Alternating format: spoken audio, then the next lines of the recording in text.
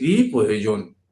সুকৃতি পুরুষের যখনই এই পুরাণ শ্রবণের ইচ্ছা জাগে, সেই মুহূর্তেই অবিলম্বে ঈশ্বর তার হৃদয়ে এসে আসন গ্রহণ করেন। অর্থাৎ কি বললেন, যার মনের মধ্যে এই কথা শ্রবণের আশা জাগে, ভগবান তৎক্ষণাৎ তার হৃদয়ে এসে বাস করেন। হে রসিক ভক্তবৃন্দ, এই শ্রীমদ্ ভাগবত বেদরূপ কল্পবৃক্ষের সুপক্ষ ফল। সুখদেব রূপ তোতা পাখির